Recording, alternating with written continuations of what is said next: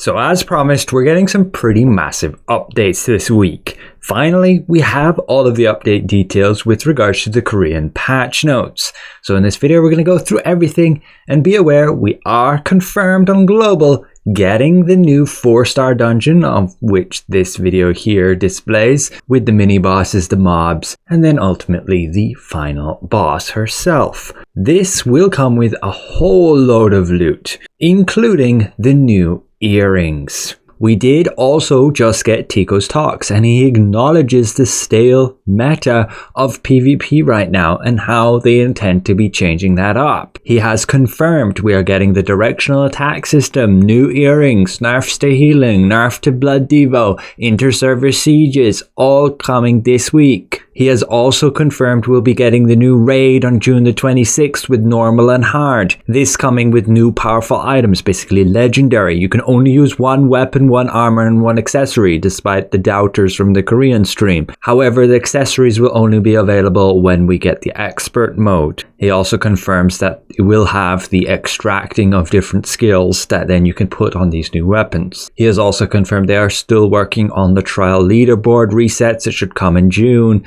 They will be adding the ability to disable cloak visuals in June, along with expanding obsidian fragment sources, including weekly rewards and events, also coming in June. And as a bonus, you can use the code TICOYAPT25 and you should get 300 extra ornate coins. Do not spend them now, as he also did announce an ornate coin sale coming June the 1st.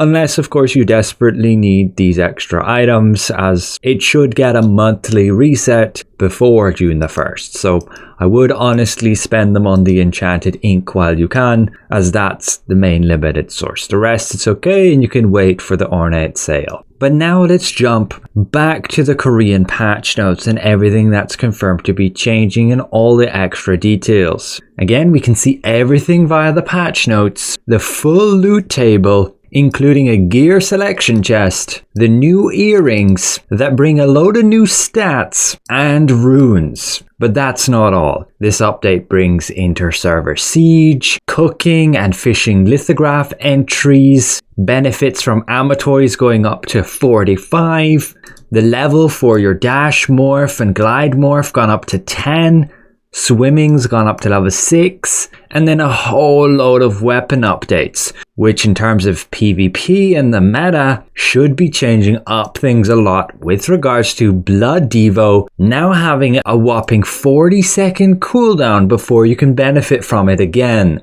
And that's not all. A ton of different skills across all the different weapons are getting changes too. So in this video, we're going to go through all of this, along with what looks to be some new cosmetics we're getting. So we begin by looking at the new 4-star dungeon. What can we expect here? Well, you're going to need 5,000 item level to enter. It's going to have a bunch of new mechanics, of which you can see most of them in this trailer, like you get to be on a certain side of the map arena, depending if you have a purple circle or a yellow circle. Avoid these orbs, and it's probably going to be pretty easy with regards to just being a dungeon. Later on, they will add it as a trial, and that's very likely when the difficulty will come into play. But yes, 5,000 combat power to enter. We can already see here some of the rewards we're getting. There'll be the new Amitoi. You can get the weapons like Burkent, Crimson, Grey Eye, even an equipment selection chest. You can read through the different names here. Unfortunately, it is directly translated from Korean, so it won't exactly match to what we're familiar with, but we can kind of just wait and see for tomorrow. I will very likely make a video as soon as this update does release on Korea later today, so you can look forward to that, and we can exactly have a look at the loot table and the drop rates on these things. But also, we should be getting those new earrings. They were showcased and talked about a bit more with regards to the Korean dev stream they had last week, but now we can actually look at the stats and where they'll be coming from. Only 2 of them will drop from the new 4-star dungeon. You're going to have one from Nebula chests, Arena season completion rewards, and then the bosses in Nebula. Another earring from there as well, but then only from the Conquest chests and the Nebula bosses. And then one from Giant Cordy, and another from Della's Noah. We can already see the exact stats that these will have too.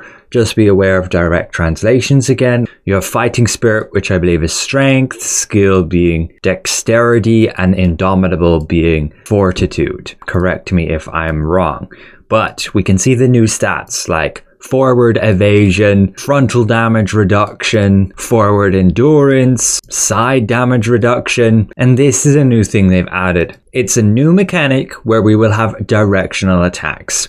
If you get hit from behind, you get hit from the side, or you get hit from the front, the game will know it, and we will now have different stats that can boost the effect of, say, the damage you're taking depending on those. Along with all the new weapon changes that we'll go over a little bit later, a load of your different skills are going to have different boosts and effects depending on what direction you're actually attacking your target from. Now, I don't know how much of this is going to play into, say, PvE, but we'll have to do testing and see. But it doesn't look like anything major with regards to these earrings. Some more attributes and then a little bit of these stats. It's not like it's giving a whole load. We can then look at the runes, these new ones for the earrings. You're getting maximum hit points and fortitude. You can even get hit, damage reduction, and critical hit. There will be the new arena season, and the rules have been changed to Battle Hunter. The first team to score 20 points wins. Then there's confirmed Interserver Siege every Sunday at like 9 p.m. You can apply if you're the holder of the castle and basically take away some more Lucent and Solent depending on your success rates with regards to then the siege, which is going to be held versus the other guilds who own the castles on different servers. However, it is random who is defending and who is attacking, but it should end up even taking turns who's defending and who's attacking. The update to the Lithograph book with regards to like all your cooking ingredients and all your fish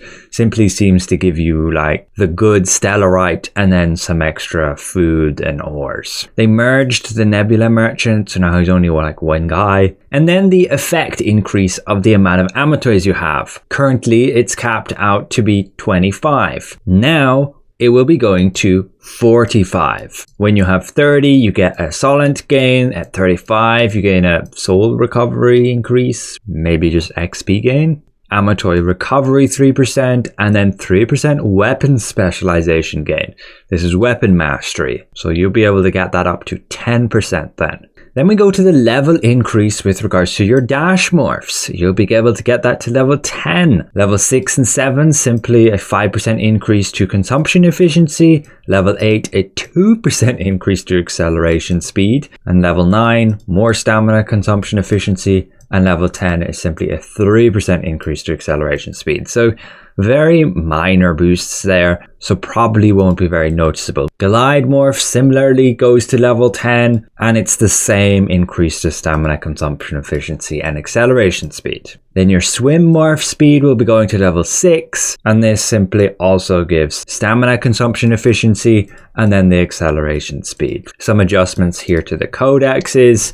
And then we get into the weapon changes, the combat balance updates. If we look at the directional effects, so when you get attacked from behind, the hit chance is simply increased by 3%, along with the critical hit chance increased by 3%. When you're attacked from the front, if you're a longsword user, your block chance is increased by 3%. And if you're attacked from behind, your block chance is decreased by 3%. Again, only if you're a sword and shield user. That's what it means by longsword. And then we can see here a whole load of skill updates. And this simply adding different effects depending on which direction you're getting attacked from and which direction you're attacking from. Like this ability having a new specialization to decrease the block chance probability, having a chance to reduce the damage taken. If you hit people with shield throw from behind or the side, you can give them a endurance shred debuff. If you get attacked from the front, when your bastion's up, you get extra damage reduction. And then looking at Greatsword. Herein, we have a pretty meta-changing ability. Blood Devotion will now have a 45-second cooldown before you can gain that buff again from another caster. What this means is that having 2 tanks in a party, or 2 Greatsword users who are going to use Blood Devo, is not as useful. Again, you're going to have a 45-second cooldown before you can gain the effect from another player's blood devo. However, you can still have one player who has a ton of cooldown and a ton of buff duration, and you can still get about a 50% uptime on blood devo, if not more when you take into consideration cooldown reduction you can gain through the sword and shields passives. So you can still manage to have high uptime, but this basically changes the meta from having 2 tanks in a party. I think it will no longer be very useful. The reason you had 2 tanks in the party is you could remain 100% uptime. You could alternate who casts blood devo and therefore have 100% uptime on this skill.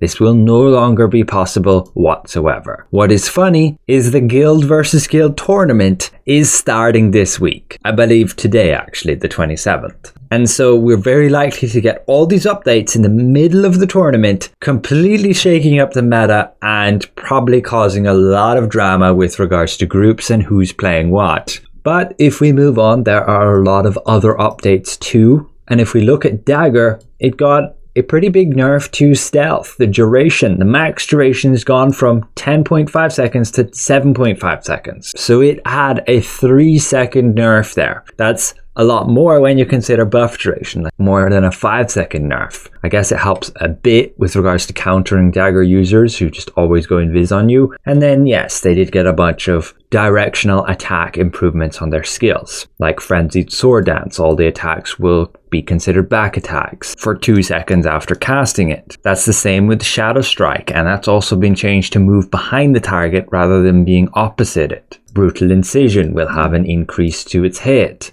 Thunderclad's Bombings will have extra back attack damage. And then if we look at the staff, Chain Lightning gets a bunch of hit if you're attacking from the side or the back. Fireball Barrage, extra damage from the side or the back. Ice Spear, the ability to ignore shield block chance. And then the wand, a fix so the hits can properly be evaded from the obliteration swamp. An increase to your side and back evasion with a specialization on your barrier ability. Vampiric Contract will have a 10% increase to health recovery when attacking from the side or the rear. And then a pretty big swift healing change. So when you use it the second time, it has like 25% less healing, and you use it the third time, it has like half as much healing. I don't honestly think this is going to matter a whole lot, other than it, yes, reducing the ability for healers to instantly heal people back to full. However, people are still going to be within the meta right now, where you just continually have heal over times on people. But we shall see how impactful that is, and it's definitely a PvE healing nerf for sure. With regards to Crossbow, extra critical damage for you and your party when attacking from the side or the back. Having the ability on what I believe is Selfless Diffusion, a new specialization, so that you will always gain the favorable direction attack when attacking people. And then there was a nerf to a bunch of movement speed buffs. You only gain 30% instead of 50. You only gain 8 instead of 10. 2 instead of 3. And then we're looking at Longbow, an increase to bind chance when attacking from the side or the back, and added the effect Deadly Marker, so that I believe you only gain the buff when you attack from the side or the back, the critical hit buff, or it could be in addition. It doesn't specify how much. And then the Spear, I believe this is Blood Leech Aura. You can basically remove a recovery stack, so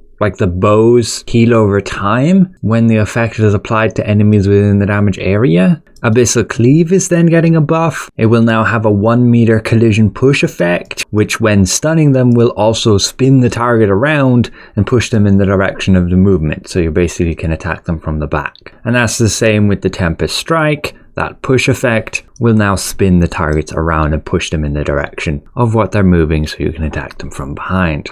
And this ability, gaining extra crit when you attack from behind. This ability can now trigger when you attack from the side or the back, and a boost to back attacks here with this ability. They have gone and fixed with lightning, so that when it transfers, the damage is actually affected by the target's evasion and endurance. Beforehand, it was not. That is kind of a pretty big staff nerf in large-scale PvP. They added a bunch of stat achievement bonuses.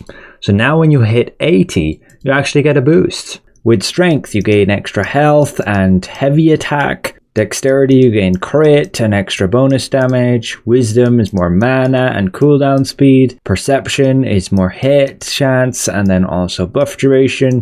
And Fortitude is more endurance and heavy attack evasion.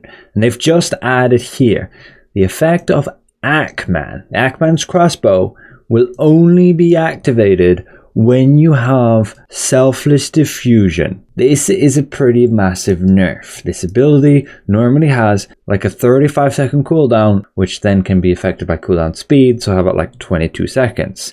And then you consider your buff duration, how long you can actually have this active, and that's 6 seconds, so you're going to have it about 12 seconds max usually. So what they've basically done is you can only have the effect of your Akman's bonus when you have that skill active, which kind of sucks because normally you want the effect of Akman's to get the extra damage for quickfire when you're not doing like a big hit combo, and you would then save Selfless Diffusion for when you're doing a big hit combo, potentially when you're spinning or doing a frenzied Fatal Stigma detonation mark combo. But yeah, it's kind of to be expected. Akman crossbow was completely melting people. It still will, but not as often. They've also gone and done it so that names that were deleted or changed can be used again. And then they improved the Battlefield Spectator mode. This will help most likely with regards to the tournament, some codex updates, UI improvements, and a bunch of additional fixes here too. But that's about it for this update. They are getting the new event, which will give significant hyper boosting for everybody. This is, again, very likely to only be for Korea. They're already getting the Lucky Bags event, which we have been said to get, and you're simply going to collect these Lucky Bags instead of Mystic Globes and Portals. Up to 10 million and a gold bar, which can give you 100 million. That's pretty much it. And then there's the new cosmetics. We don't know when we will get these, very likely at a later date. Not sure what's going on with the male version's hair, but you can dye it how you want, just like this. And then for the male character, doesn't seem like there's any remove decorations, but then there's the weapons. Sword and shield, daggers, crossbows, longbow, staff, book and wand, and your spear. And that's about it. The rest is a package you can obtain with this outfit and some extra rewards, and then some other sales, which again, very likely will not be relevant to us on Global. But yes, it's a pretty big update with regards to that new dungeon, the new loot we can get from there, and then the new accessory slot with the earrings and all the different improvements to our weapon skills. A pretty big nerf again to Blood Devotion, where you can no longer effectively stack it between multiple players. You pretty much only want one person with lots of cooldown and buff duration to have this up as much as you can. It did get a buff in the way of reducing the damage by another 20%, so I guess that does compensate a bit, but you're going to end up with a lot more time where you don't have this buff, which just means people end up a ton more squishy and should be a lot easier to kill. If you've done any serious PvP, you'll clearly know the difference between trying to kill somebody with Blood Devo and without it. It's just insane. But that's it for now. More details later.